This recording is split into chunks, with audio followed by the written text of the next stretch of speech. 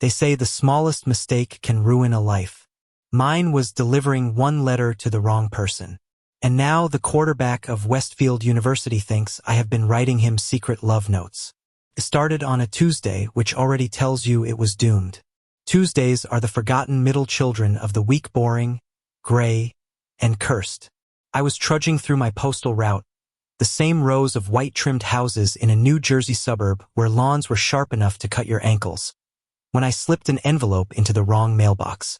My sister's mailbox, to be exact. Or rather, the mailbox right next to hers. And in that house lived him, Ethan Callaway, star quarterback, walking billboard of masculinity, the guy who had posters of himself plastered across half the girls' dorm rooms. He was the kind of person who looked like the universe had drafted him first overall. Broad shoulders, ridiculous jawline, sun-blonde hair that looked effortless no matter how much he probably spent on products. And he hated me, or at least he didn't even know I existed. Until that day. The letter wasn't mine. That's the cruel part. It was my sister's handwriting, neat cursive, pouring her little crush heart out to someone she didn't have the guts to talk to in person. And by cosmic tragedy, Ethan thought it came from me. When I found him leaning against my truck the next day, grinning like he'd just won another championship, I knew I was about to die. "So, you're the one sending me those letters," he said, holding up the pink envelope like evidence in a crime. His voice was half amusement, half curiosity. Didn't see that coming. My brain short-circuited. I had two choices: confess the truth and humiliate my sister forever, or swallow the misunderstanding whole. Guess which one I picked? That was the beginning. I kept telling myself it was temporary. A simple correction. One little lie stretched too far.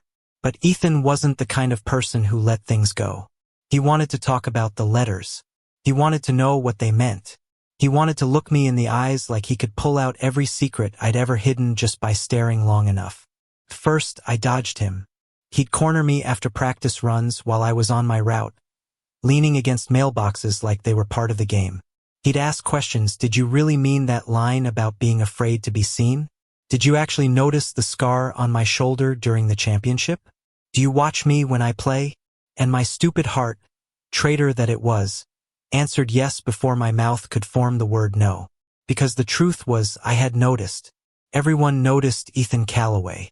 But I had noticed in ways I wasn't supposed to. The way he looked up into the bleachers when he thought no one was watching. The quiet slump of his shoulders when the crowd left and the cheers died. The loneliness that clung to someone too perfect for the world around him. He thought I was his secret admirer. But somewhere in between the lies, I realized maybe I actually was. The first time things truly spun out of control was a Friday night game. My sister had dragged me into the bleachers, shoving hot popcorn into my hands while Ethan's team stormed the field.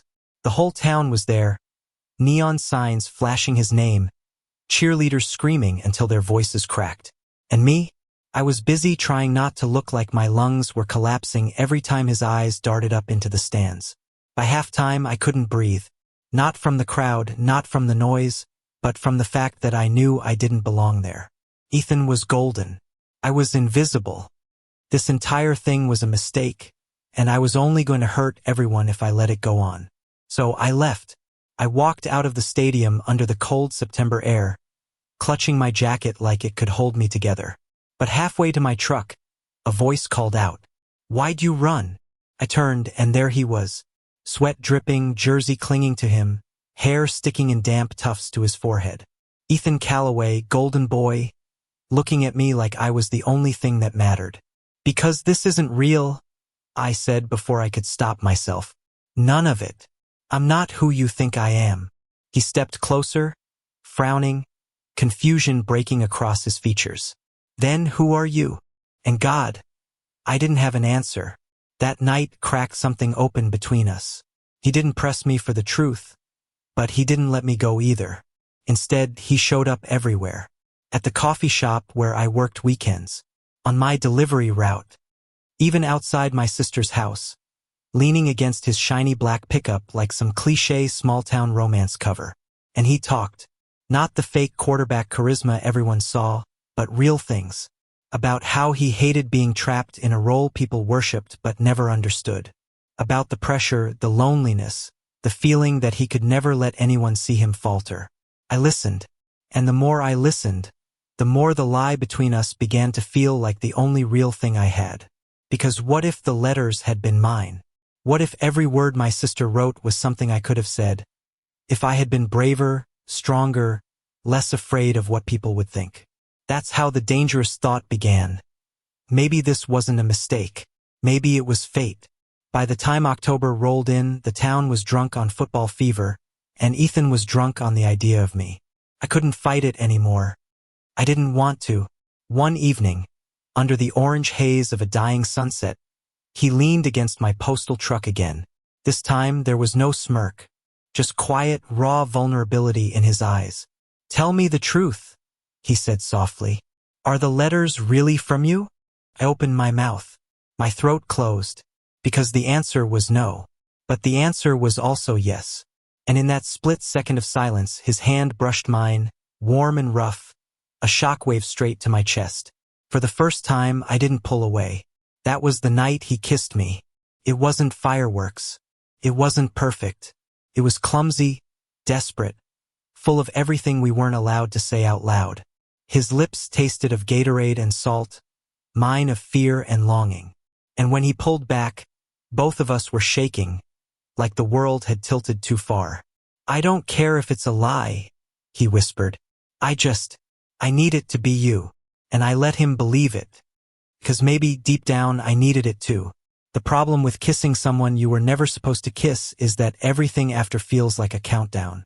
Every look, every touch, every half smile becomes a bomb ticking under your skin, and you never know when it will explode.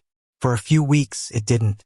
For a few weeks, Ethan and I carved out a private world in the cracks of the real one. He found excuses to be near me, like helping carry packages off my truck when I didn't ask, or pretending to forget his mailbox key so I'd have to hand him his letters personally. Sometimes he'd show up at the diner after practice, dropping his giant frame into the booth across from me, stealing my fries while his teammates laughed in the background. Clueless. It was reckless. It was dangerous. It was intoxicating. But lies are like debts, they always come due. It happened one Saturday morning. I'd promised to help my sister sort through her stack of college brochures. She'd been buzzing around the kitchen, rambling about majors and how maybe best follow Ethan to the same university. "You think he'll notice me?" she asked, her cheeks pink, her smile so innocent it could kill. "He's so kind, you know? Like he's popular, but he's not a jerk. And those letters, I think they're helping him. Don't you?" My stomach dropped. I stared at her. The girl who wrote her feelings in soft, swirling cursive, who had no idea her brother had hijacked her fantasy. And suddenly, the lie I'd been nursing didn't just belong to me, Anna Maria, it belonged to her, too. "Yeah." I forced out, my voice flat. "They're helping." She grinned, folding another pamphlet, completely unaware that her words were crushing me. And that was the moment I realized I was running out of time. Monday morning, Ethan cornered me in the locker room hallway. Don't ask why I was even there. Long story short, my truck had a flat, and the coach let me use the gym phone to call dispatch. He leaned against the wall, sweat still dripping from drills, his jersey hanging off his shoulder. Nobody else was around. "You're avoiding me," he said. "I'm not. You are. Every time I get close, you shut down. Why?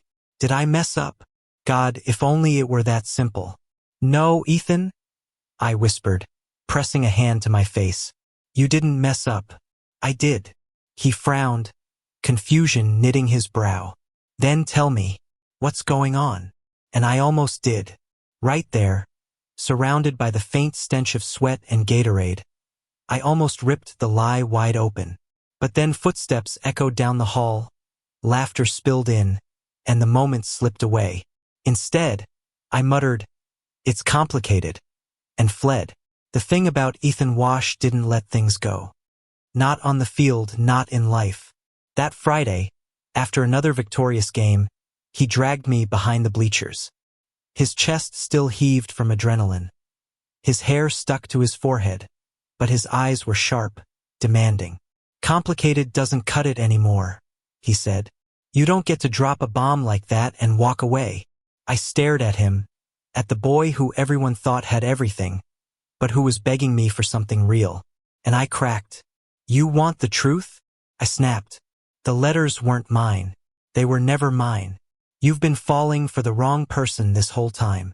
The silence that followed was so heavy I could barely breathe. Ethan blinked once, twice. Then, instead of anger, he let out a short, disbelieving laugh. You're lying. I'm not. Yes, you are, he said firmly, stepping closer. Because I know what I felt. And I don't care who wrote the letters, I care who I'm standing in front of right now. His hand reached for mine, steady and warm, while my entire body shook. You don't understand, I whispered. If people find out, if she finds out, then let them, he cut in. I'm tired of living for everyone else. Aren't you? It was reckless. It was naive. But for the first time, I wanted to believe him. So I let him hold me, behind the bleachers where the whole town cheered his name, and I pretended the world couldn't touch us. But the world did, because secrets don't stay secrets in small towns. The first rumor leaked in the locker room. I heard it from one of the other postal workers 2 days later. Someone had seen Ethan lingering too close to the mail guy. Someone had seen us in his truck. Someone had noticed the way his eyes followed me off the field. By Thursday, whispers turned into smirks. By Friday, smirks turned into sneers. And by Saturday, my sister slammed a crumpled envelope onto the kitchen table, tears streaming down her face. You stole this from me? She cried, voice breaking. All this time, those weren't your words. They were mine. I froze. Ethan's handwriting scrawled across the back of the envelope, his reply to one of her original letters. And it was full of him clumsy honesty, aching loneliness, hope stitched between the lines. Words he'd meant for me, but believed belonged to her. She looked at me like I was a stranger. How could you? And there it was. The bomb had gone off. I found Ethan that night, pacing by his truck outside my house, his jaw tight, his fists clenched. She knows, I said, voice hollow. He nodded once, like he'd been waiting for me to confirm it. Then maybe it's time we stop hiding. My chest caved. It's not that simple. Yes, it is, he snapped. We tell the truth. About everything. I laughed bitterly. You think the town's just going to cheer us on? You think the team won't care? You think my sister will ever forgive me? Ethan's face softened, but his voice stayed steady. I think if we don't fight for this, we'll regret it for the rest of our lives. And damn him, he was right. But regret already had its claws in me. The fallout hit fast. By Monday, someone had plastered photocopies of the letter across the school bulletin board. Ethan's teammates whispered. The coach avoided his gaze. The cheerleaders giggled behind their hands. Me? I was labeled the pathetic male guy who trapped the golden boy. And Ethan? He was forced to choose between the image everyone worshipped and the messy truth of us. For a while, he fought. He glared down the locker room, he brushed off reporters, he told May again and again that none of it mattered. But the cracks showed. In the bruises he carried home from extra drills. In the way he flinched at his father's silence at dinner. In the weight that bent his shoulders lower every day. And I hated myself, because I had dragged him into this. Because I had built everything on a lie that neither of us could escape now. The breaking point came one bitter November night.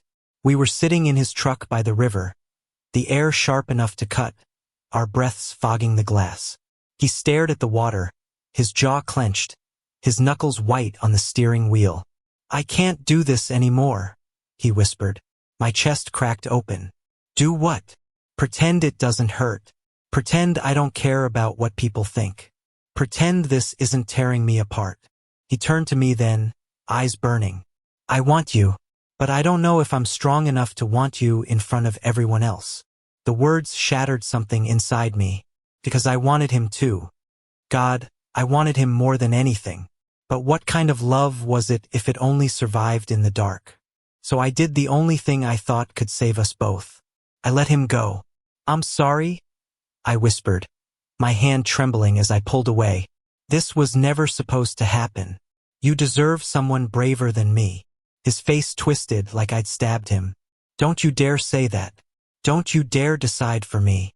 Tears blurred my vision, hot and blinding. "Goodbye, Ethan." And I stepped out into the freezing night, leaving him in the truck with all the broken pieces of what we almost had. That winter was a blur.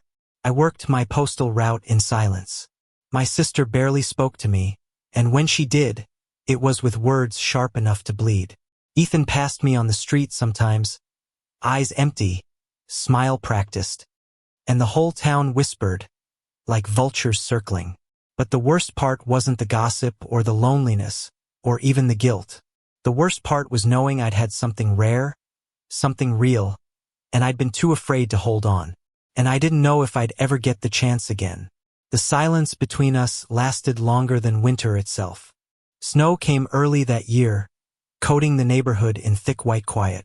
The streets I once drove daily with my mail truck now looked like frozen rivers, lonely and untouched. Every time I delivered letters to Ethan's house, I could feel him inside, his shadow behind the curtains, but neither of us dared to open the door. My sister had stopped writing letters altogether. The journals she used to fill with hearts and doodles sat abandoned on her desk, the ink drying out in silence. When we crossed paths in the kitchen, she gave me nothing but clipped nods, as if every word between us had burned away in that first fire of betrayal. And me, I buried myself in routine. Wake, deliver, work, sleep, pretend. Pretend the ache wasn't still there. Pretend my chest didn't tighten every time I passed the football field. Pretend I didn't still feel his lips on mine whenever the cold wind brushed my face. But pretending never lasts forever. The universe or maybe fate forced our paths back together one bitter January afternoon. The snowstorm had broken trees across the neighborhood, snapping power lines, blocking streets. My truck got stuck halfway down Pine Grove, tires spinning uselessly against the ice. I cursed, kicked at the snow, ready to give up, when headlights cut through the flurries. And there he was, Ethan. He climbed out of his pickup, bundled in a heavy coat, his hair damp with melting flakes. He didn't say anything at first, just shoved a shovel into my hands and started digging my tires free. I wanted to tell him to go.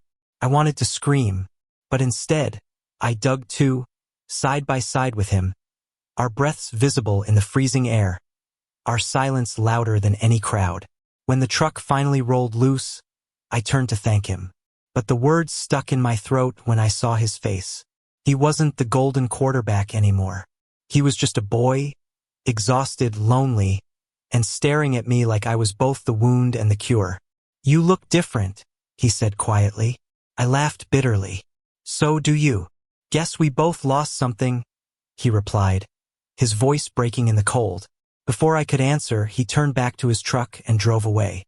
But that moment planted a seed I couldn't dig out. Maybe, just maybe, neither of us was done yet. Weeks passed. February crept in. The town buzzed about college football recruiters and scholarship offers.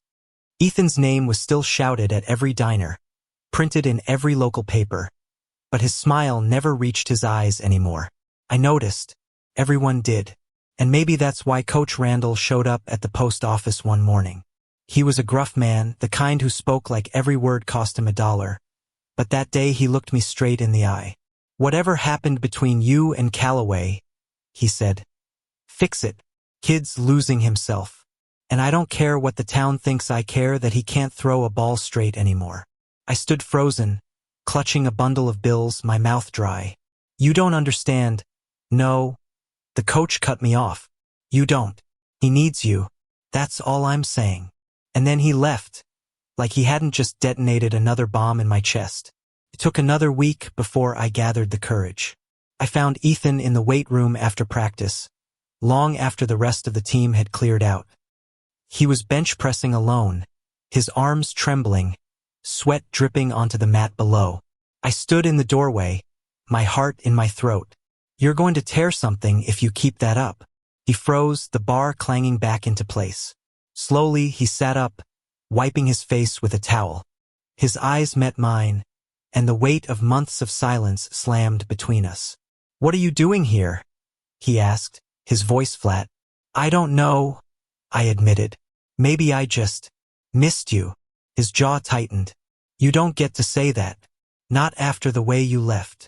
I know, I whispered. But I couldn't stay. I thought I was protecting you. Protecting me? He laughed bitterly. You think I needed protection from you? From us? No. You were protecting yourself. Because you were scared. The words hit like a punch. Because they were true. I was scared, I said, my voice cracking. Scared of the town. Scared of my sister. Scared of losing everything. And in the middle of all that, I forgot the only thing that mattered, what I felt for you. The room went quiet except for the hum of the old heater. Ethan stared at me, his chest rising and falling. And what do you feel? I stepped closer, my hands shaking. That I was an idiot for letting you go. That I haven't stopped thinking about you. That I don't care anymore if the whole world knows as long as you know. His eyes searched mine, desperate, angry, aching. And then he whispered, "You're too late." The words cut deeper than any rumor, any sneer, any judgment the town had ever thrown.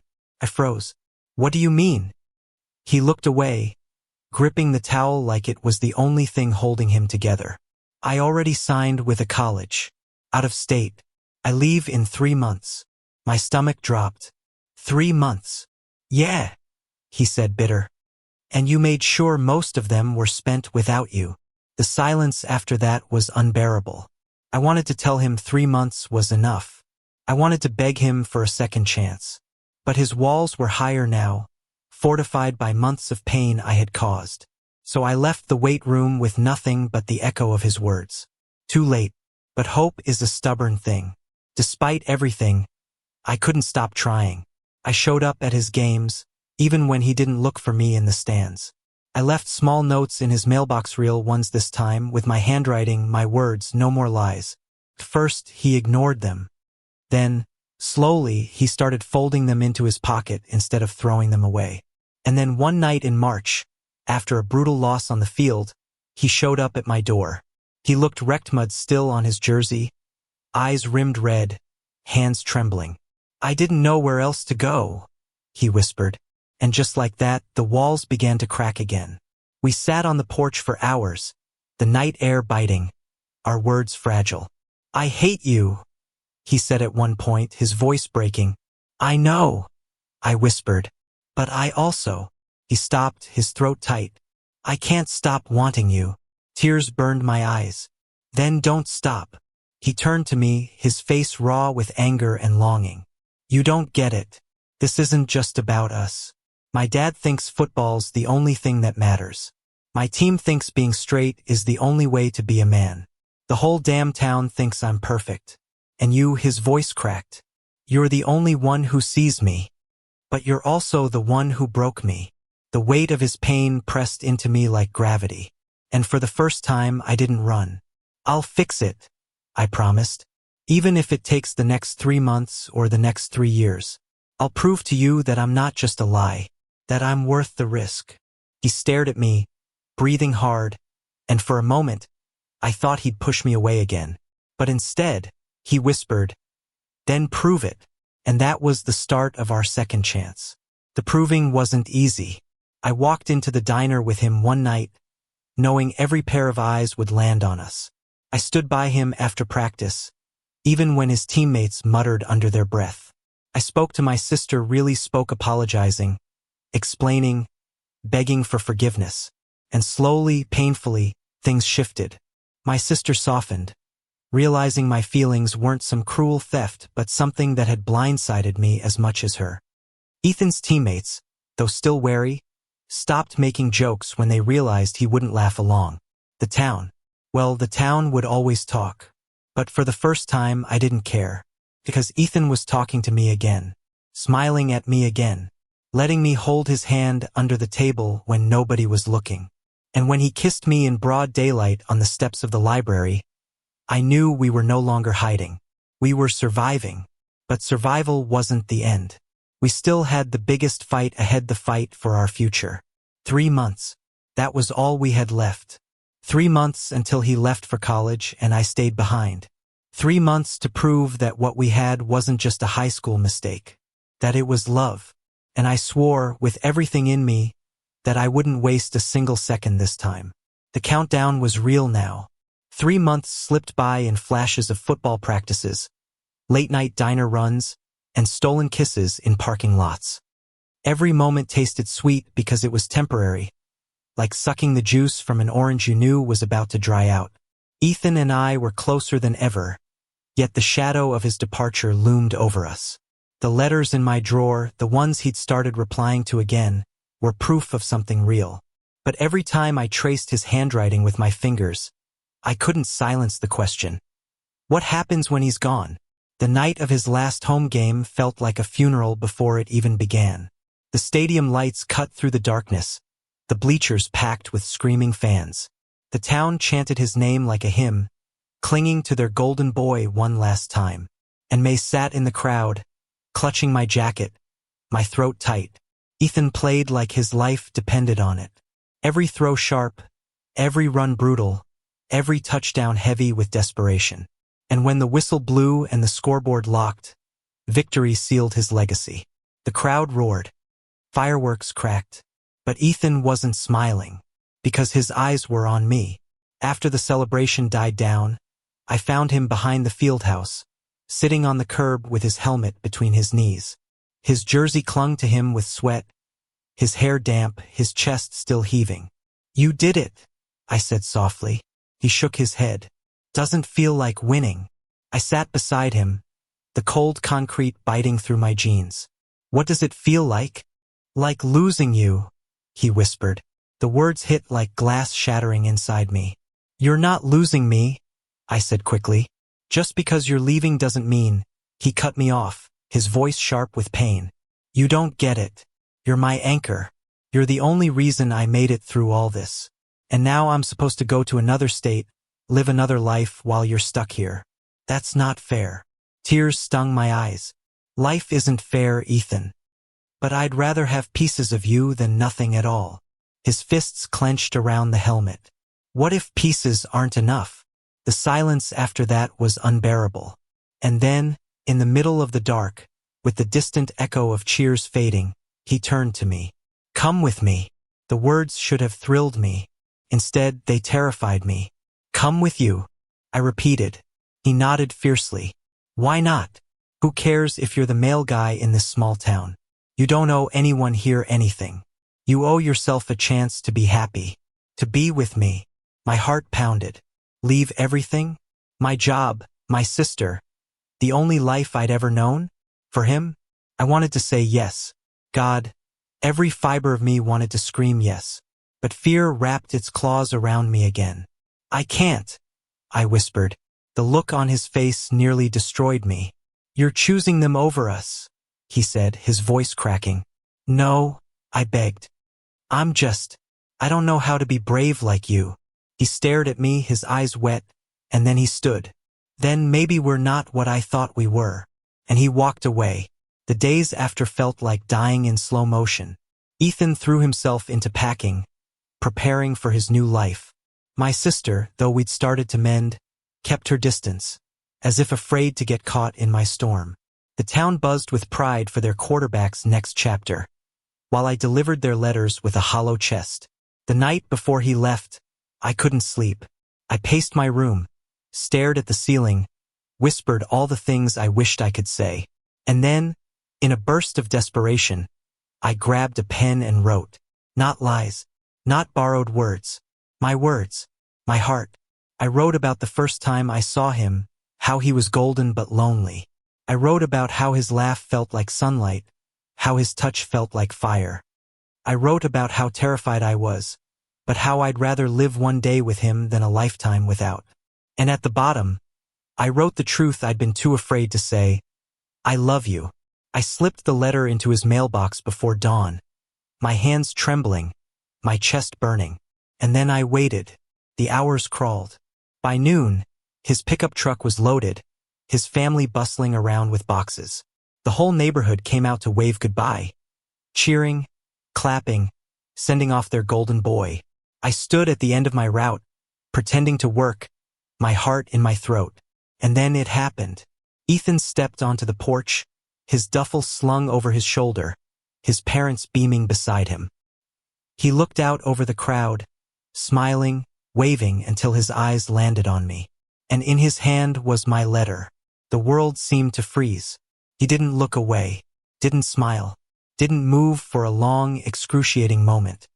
Then, without a word, he jogged down the steps, past the cheering neighbors, across the yard, straight to me. The crowd fell silent. He stopped inches from me, holding up the letter. His eyes were wet, his voice unsteady. "Did you mean this?" My throat locked. My hands shook. But for once, I didn't run. "Yes," I said, my voice breaking. Every word. And then, right there in front of the whole damn town, Ethan dropped the letter, cupped my face in his hands, and kissed me. The crowd gasped. Some cheered. Some whispered. My sister covered her mouth, tears streaming down her cheeks. But none of it mattered, because Ethan was kissing me like the world could end and he'd still be okay, as long as I was in his arms. When he finally pulled back, breathless, he whispered, "Then come with me." And this time I didn't hesitate. Yes. The weeks that followed were chaos. The town exploded with gossip, the team lost their golden boy, and my sister needed time to accept it all. But none of it could touch the fire we carried. We packed our lives into boxes, loaded his truck, and drove away from the small town that had tried to define us. We crossed state lines with the windows down, music blaring, our hands intertwined on the console. For the first time, the future didn't feel like a threat. Felt like a promise. Ethan struggled at first in college. The pressure was heavier, the games bigger, the expectations crushing. But I was there, waiting in the stands, holding his gaze when the noise got too loud. I found work not glamorous, but steady. I called my sister every week, slowly mending the cracks. And at night, in our tiny apartment with peeling paint and leaky faucets, we built something real. Not perfect, not easy, but real. Because love isn't about golden boys or secret letters or small-town gossip. It's about standing in the wreckage and choosing each other again and again. Years later, when people asked how we met, Ethan would laugh and say, "He delivered himself right into my mailbox." And I'd roll my eyes, but deep down, I knew it was true. I was just the mail guy, but somehow I became the love of his life. Thank you for listening. If you find it interesting, please like and subscribe to follow the next stories.